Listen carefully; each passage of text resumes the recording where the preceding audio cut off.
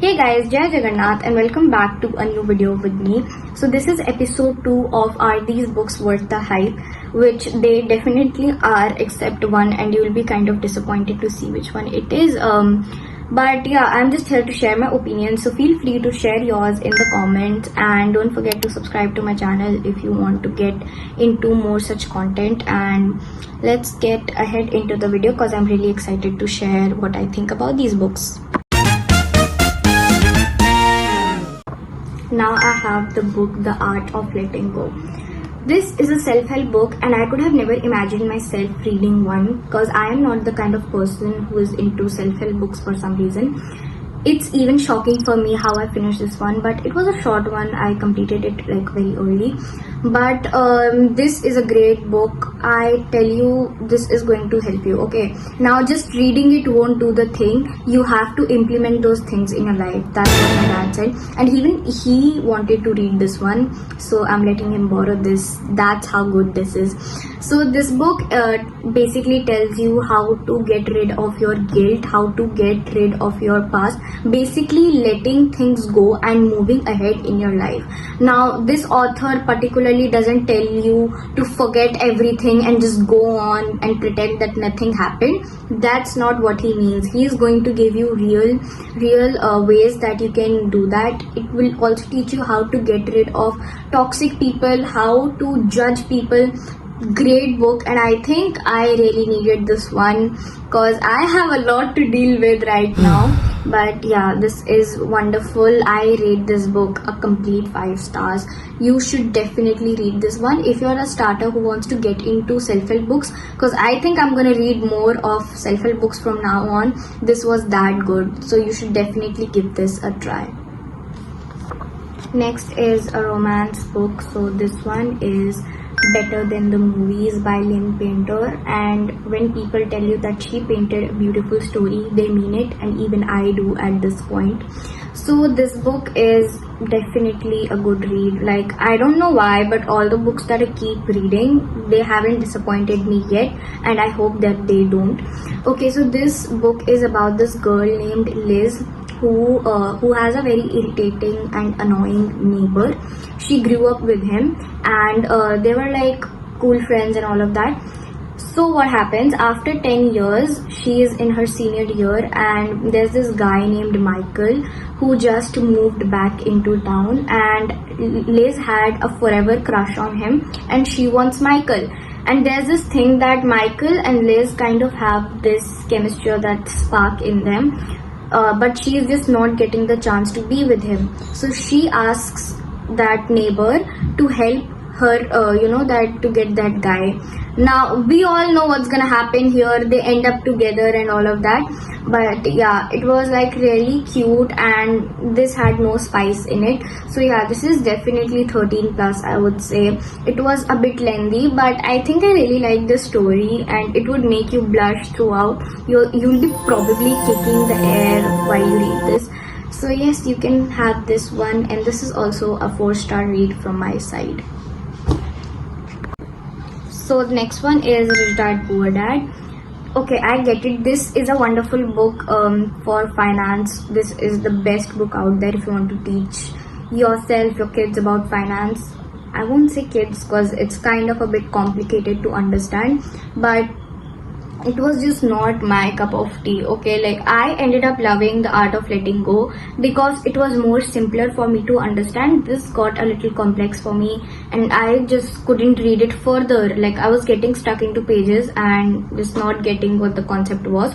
But I think that if you are into these kind of books, if you're into these kind of genres, you are going to love this. And this is actually a great book. I might try to read it later on when I have some sense into my head, maybe, because right now I'm just a floating teenager. So yeah, this book is basically about how there are two dads, and basically a poor dad doesn't teach the things about money that he should to his kids. And the author also claims that schools will never teach your kids about the psychology of money, how finance works and all of that stuff, which is kind of true, like which is completely true, to be honest. And I think this would be a great read if you are into that kind of stuff, but it was not for me. I'll just say that. Think of me as dumb if you want to, but not for me. For me, I'll give it a 3-star, because if I give it below that, then people might come after me, because this is the best book out there. But hello, I am here to share my opinions, and this was just not for me. So the next book here is by my favorite author, Never Lie. Frida eats when she writes thriller. Okay, and I'm not even kidding about that. When I tell you, if there's anything that I love about Frida, is the way that she just keeps the balance of spice, the balance of the thriller. The plot is almost very, very unpredictable for me. So this one is a story about this newly married couple who are house hunting, and they get stuck into this property due to a few circumstances. And there, that property belonged to a very renowned and popular doctor who vanished, like suddenly he disappeared, and with no clue or nothing. So she gets bored there and she starts looking around for a book to read. Okay, now she doesn't find that book, but she finds out a few old tape recordings of that doctor, which is basically him consulting his patients. But with those, like, she starts listening to them, and then she finds out the truth about his disappearance. Wonderful book, and I bet you cannot find the plot in this. Don't believe me, try it for yourself. A 5-star read always by Frida McFadden. I love her so much. And I have one more announcement to make, that is The Housemaid is getting into like a movie. It's getting converted into a movie. You all knew that. So I was kind of really disappointed with the cast when I saw the trailer a few days ago. It's releasing on 19 December, and I don't know why, but I feel like I'm promoting it. Well, no one cares. But yeah, still really excited to see that movie. I wish the cast was a little better, but yeah, we'll see if there are any differences, and I'm really excited for that. So the next book is The Silent Patient.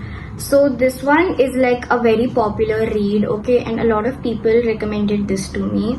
The plot that it had, I could have never guessed in my entire life. Matlab, if you gave me the hint, मैं तब भी नहीं guess कर पाती. Now, a wonderful thriller book. Before this, I only read thriller books by Frida McFadden, but this was my first time reading it from a different author, and I loved it, to be very honest. It was really perfect for me.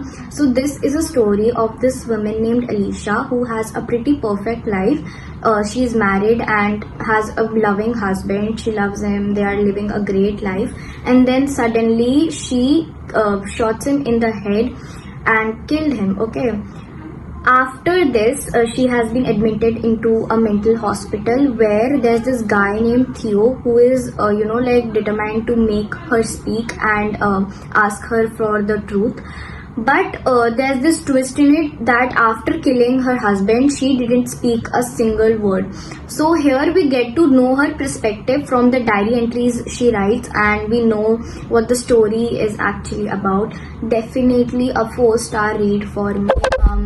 It was kind of a lengthy one, and I was just in this very reading slump thing, but I made my way through it and I actually ended up loving this one. So yeah, wonderful read. You should definitely get this.